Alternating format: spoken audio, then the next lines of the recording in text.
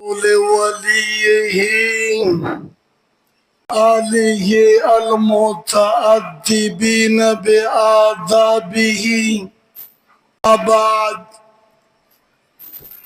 بسم الله الرحمن الرحيم.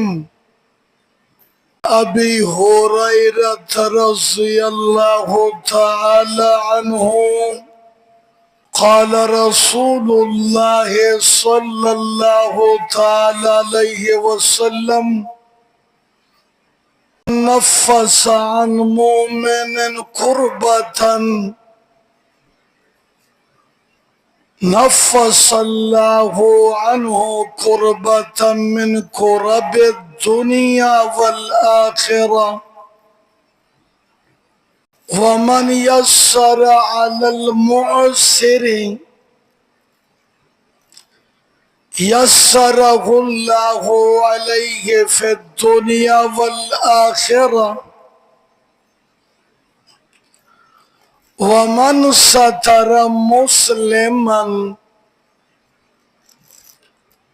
سترہ اللہ علیہ فی الدنیا والآخرہ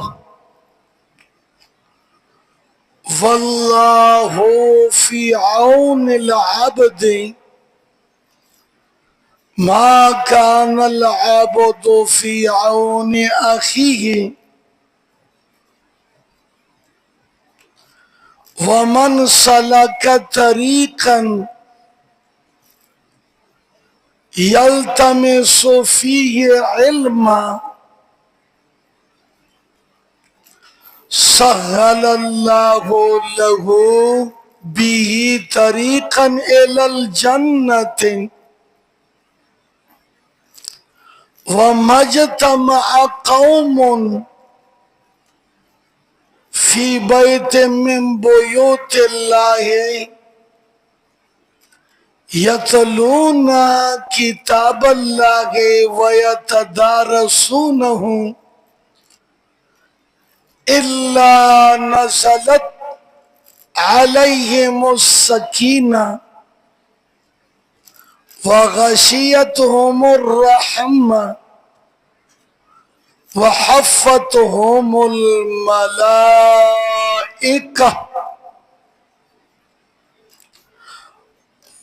وذکر فی من عندہ ومن بطأ به عمله لم يسرع به نسبه او كما قال عليه الصلاة والسلام. اللهم صل على سيدنا محمد وعلى آل سيدنا محمد وبارك وسلم. محترم بزرگوں،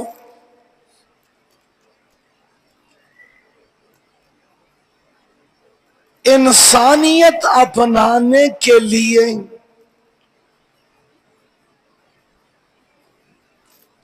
اور انسان کے صفات پیدا کرنے کے لیے آقا صلی اللہ علیہ وسلم نے کچھ جملے ذکر فرمائی.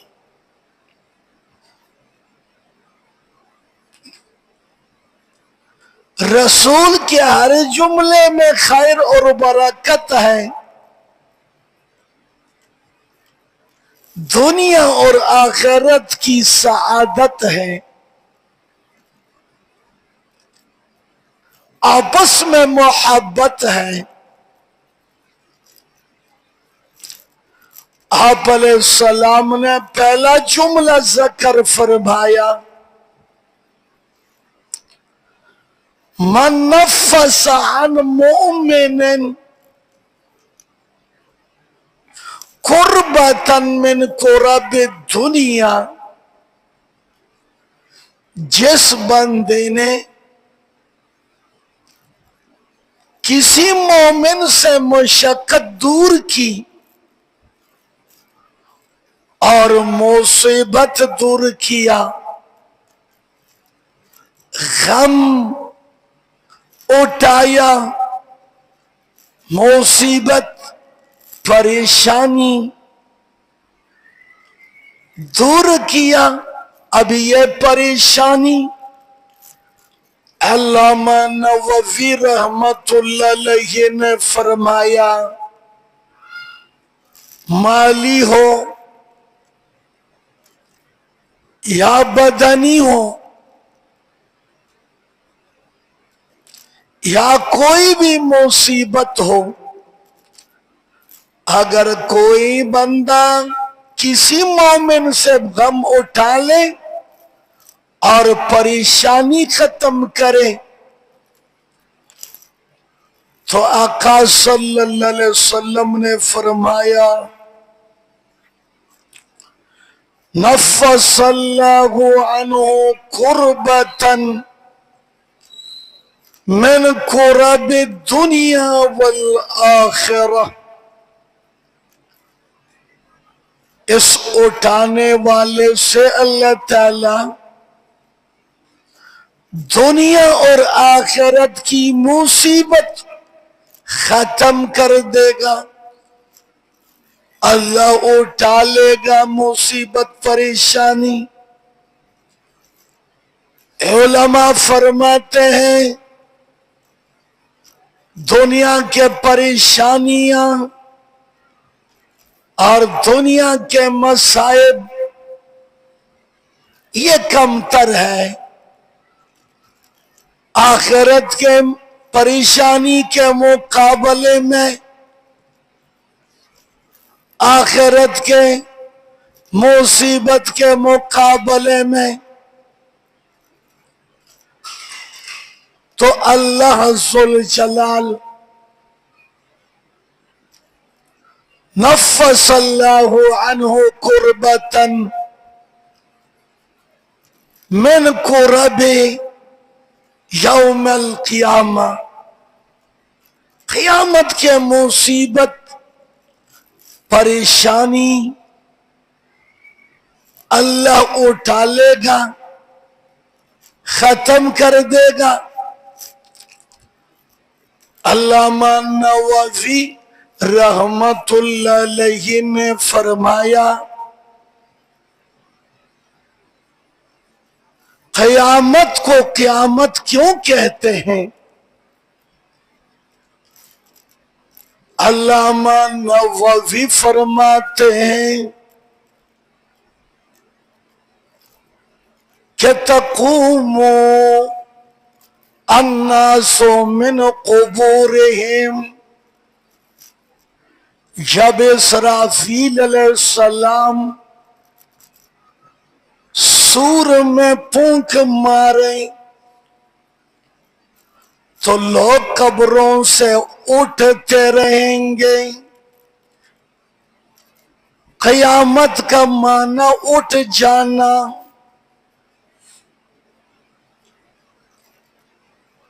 قیامت کو قیامت اس لیے کہتے ہیں کہ تقوم الاشہاد، گواہ قائم ہوں گے. انسان جو بھی کریں رب کے طرف سے فرشتہ گواہ،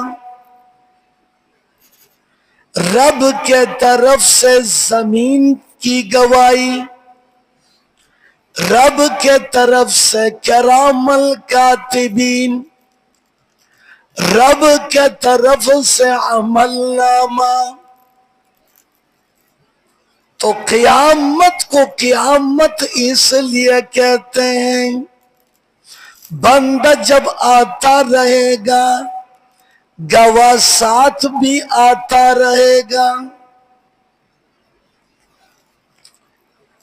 فرمایا پہلا جملہ من نفس عن مؤمن، کسی نے بھی کسی سے مصیبت اٹھائی، غم پریشانی بے چینی، نو نفس اللہ عنہ قربتن من قرب یوم القیامہ، اللہ تعالی اس سے قیامت کی مصیبت اٹھا لے گا، مالی پریشانی ختم کی، بدنی پریشانی ختم کی۔ انسانوں کے ساتھ اچھائی کرنی چاہیے، پہلا جملہ یہ ہے۔ اللہ کے نبی نے فرمایا تم نے اگر مصیبت اٹھا لی تو اللہ تم سے بھی مصیبت ختم کر دے گا۔ اگر اپنی راحت چاہتے ہیں تو دوسروں کی راحت تلاش کریں۔ دوسرا جملہ وَمَنْ سَتَرَ مُسْلِمًا، آپ نے فرمایا من ستر مسلمان، جس نے کسی مسلمان پر پردہ ڈالا تو اللہ تعالیٰ تجھے کیا عطا فرمائے گا؟ سنو، سترہ اللہ، اللہ تعالیٰ اس پر پردہ ڈالے گا۔ اگر کسی نے کسی پر پردہ ڈالا تو اس کی تین صورتیں، ایک صورت تو یہ ہے جس نے غلط کام کیا وہ اس سے غلطی سے ہو گئی، اس کا ارادہ اور قصد نہیں تھا، تو اس پر پردہ ڈالنا بہتر ہے۔ آپ اس کے غلطی کو آگے نہ بتائیں، یعنی یکون خیرن۔ نمبر دو، دوسرا وہ بندہ ہے شری، مفسد، جھگڑالو اور نافرمانی کرنے والا۔ اگر آپ اس پر پردہ ڈالتے ہیں تو وہ اوروں کو بھی تکلیف دیتا ہے۔ فرماتے ہیں اس پر پردہ نہ ڈالیں،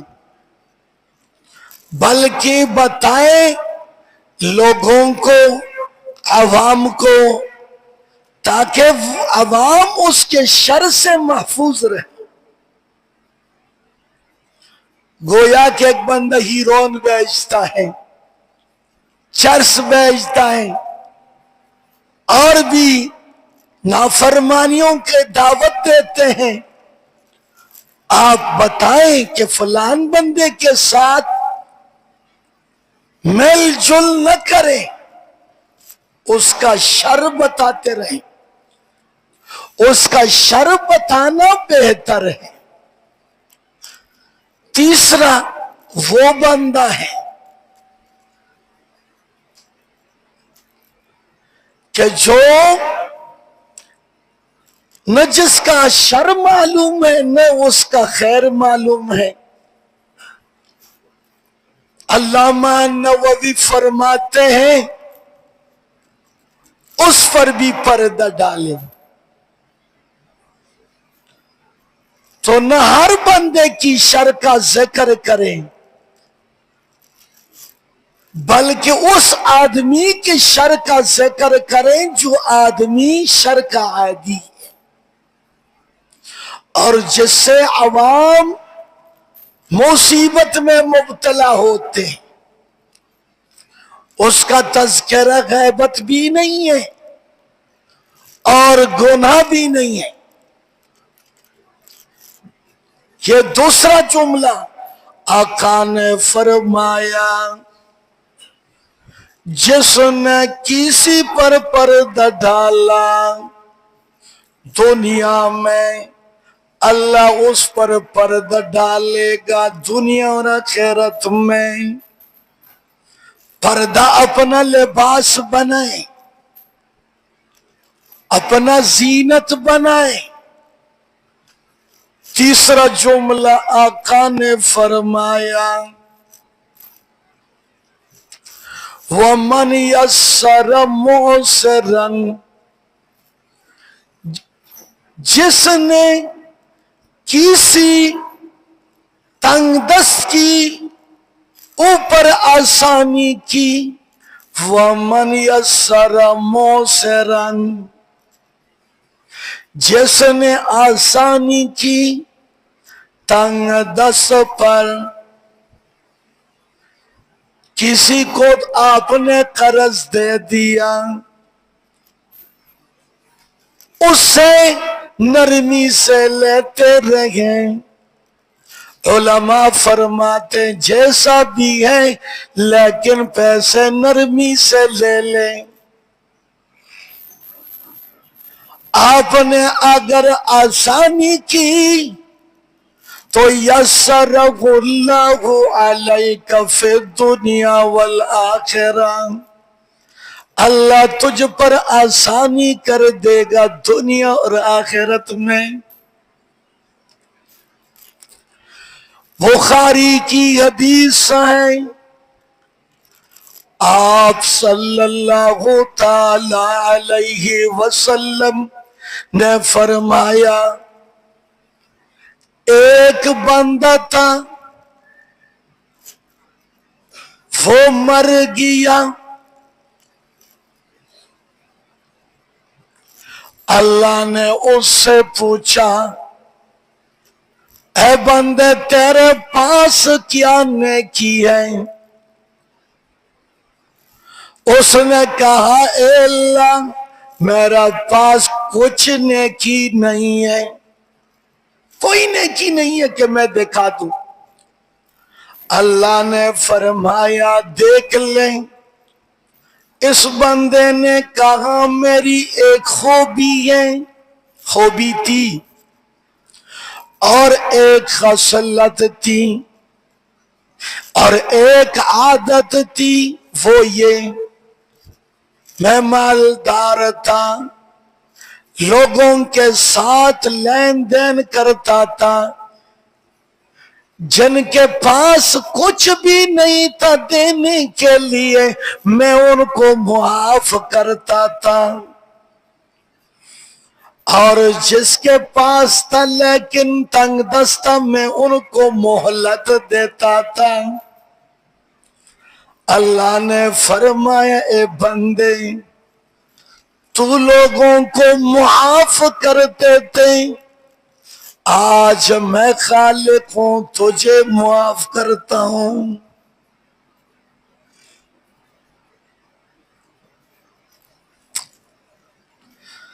آج میں خالق تجھے معاف کرتا ہوں. آسانی کرے, نرمی اپنا دستور بنائیں, منشور بنائیں. ہم کیا کہتے ہیں میں تو بہادر ہوں, دو تین کو اسی طرح ماروں گا, ایسے کروں گا. رب کی لاٹھی تو نے نہیں دیکھی.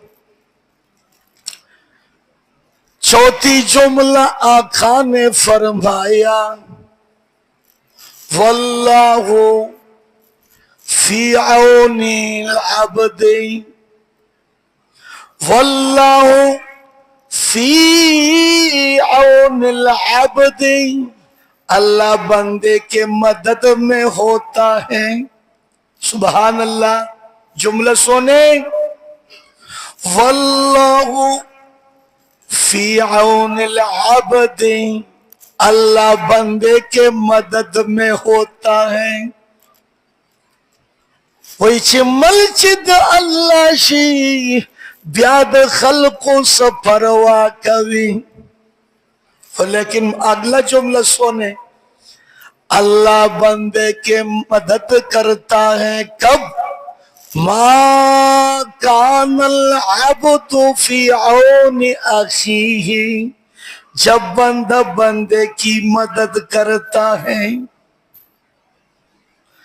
بندہ بندے کی مدد کرتا ہے، صدر سے لے کر محراب تک ماتم ہے، دین کی کمی ہے، اخوت نہیں ہے، محبت نہیں ہے۔ آپ دوسرے کی مدد کرتے رہیں، خالق تیرا مدد کرتا رہے گا۔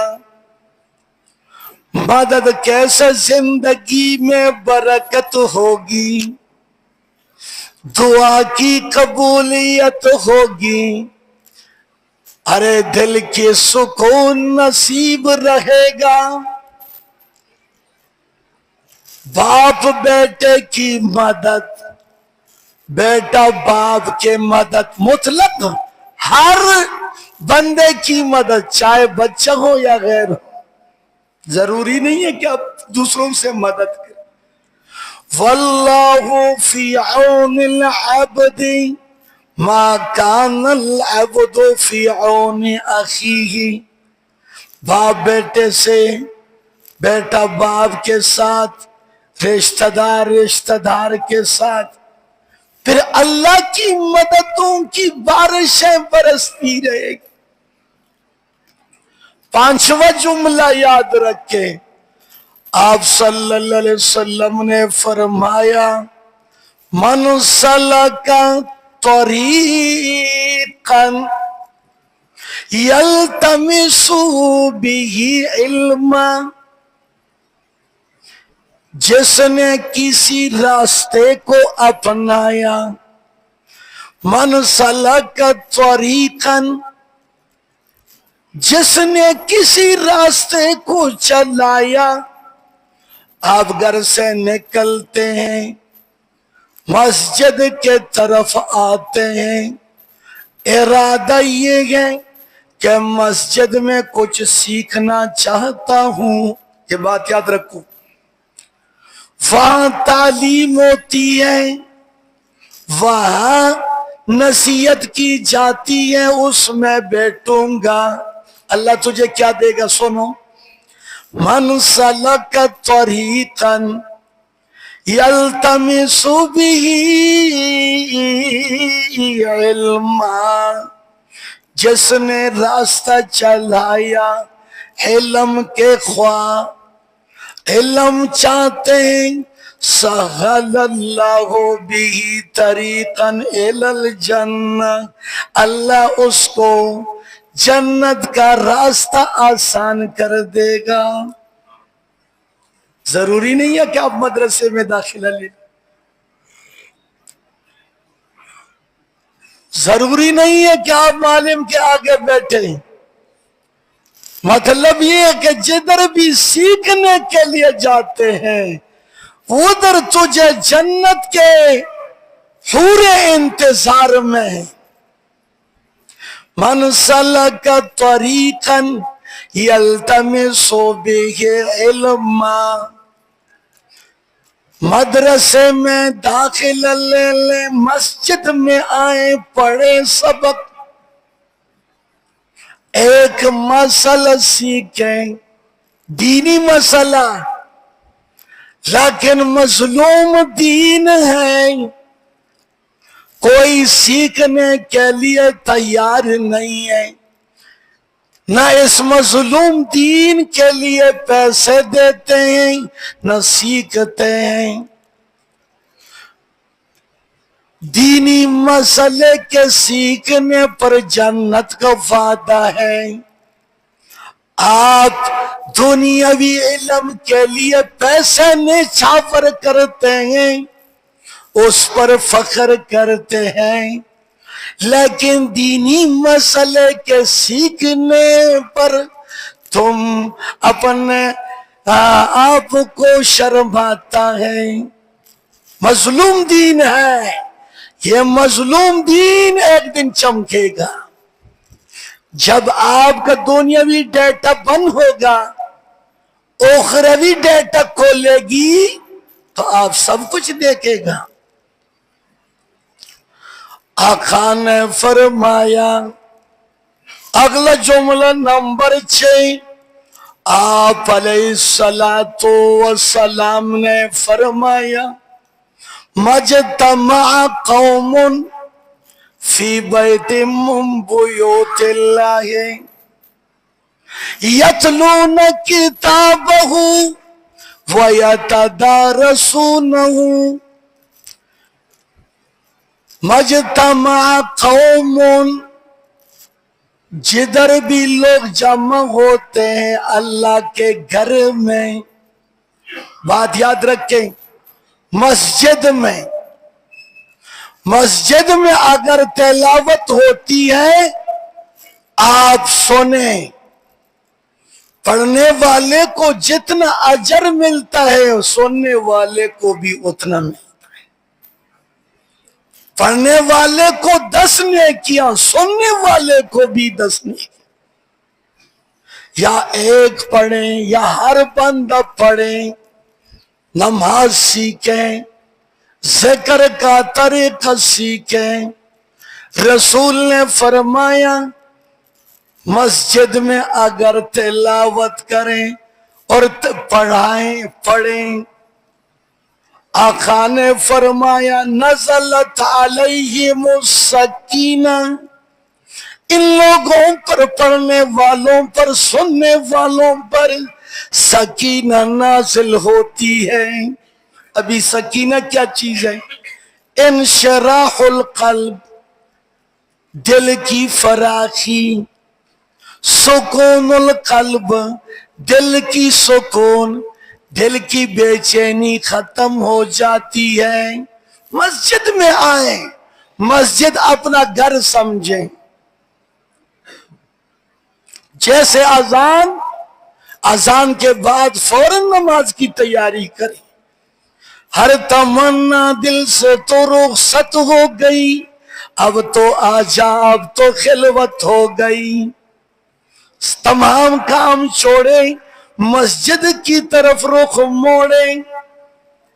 دوسرا اعلان سکون القلب، آقا نے فرمایا وغشیتہم الرحمہ، رحمت ان کو ڈھانپ لیتی ہے۔ رحمت ہے کیا چیز؟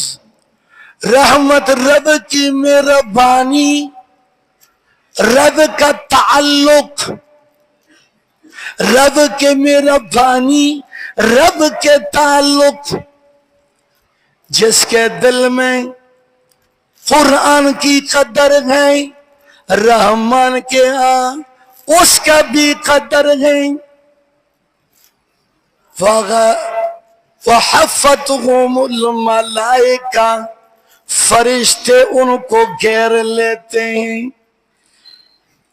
علامہ نووی فرماتے ہیں تعظیماً و تکریماً، نوری مخلوق خاکی مخلوق کے در پہ آتے ہیں، اگر یہ خاکی مخلوق نوری کے صفت کو اپنائیں، سبحان اللہ۔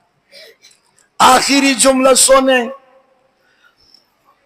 وَذَكَرَ فِي مَنْ عِنْدَهُ، اللہ ان لوگوں کا ذکر عرش پہ کر دیتا ہے۔ کچھ لوگ ایسے ہوتے ہیں کہ ہوتے ہیں فرش پہ، ان کے چرچے ہوتے ہیں عرش پہ۔ ہاں کچھ لوگ ایسے ہوتے ہیں کہ وہ بالکل ڈیمیج ہے، ختم ہے، کوکلے ہیں، نہ زمین پہ ان کا ذکر، نہ عرش برین پہ ان کا ذکر۔ اللہ ان کو یاد کر لیتے ہیں، جو اللہ کو یاد کر لیتے ہیں۔ اگلا جملہ سنیں، آپ علیہ الصلوۃ والسلام نے فرمایا 8واں جملہ،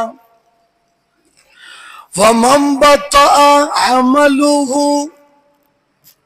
لَمْ يُسْرِعْ نَسَبُهُ، مَنْ بَطَأَ عَمَلُهُ، جس کو عمل نے سست کیا، یعنی جس کو عمل نے پیچھے پھینک دیا، عمل کے اعتبار سے ہے وہ زیرو، لم یسرع نسبہ، تو نسب اس کو آگے نہیں لے جا سکتا ہے۔ جنت نسب پر نہیں ہے، جنت عمل پر ہے۔ علامہ نووی نے فرمایا ابو لہب کا چہرہ چمکتا رہا، پیغمبر کا رشتہ دار تھا، لیکن اللہ نے فرمایا تبت یدا ابی لہب وتب، یہ بندہ بھی برباد ہے، قریشی ہے، نسب اس کا اعلی ہے لیکن عمل اس کا بیکار ہے۔ عمل کی ضرورت ہے، عمل نجات کی ذریعہ ہے، دنیا کی نجات بھی عمل میں، آخرت کی نجات بھی عمل میں۔ اللہ عمل کی توفیق نصیب فرمائے، سب کی بخشش نصیب فرمائے۔ کوشش کریں کہ نیکیاں کریں، برائی سے بچیں اور اللہ کو راضی رکھیں۔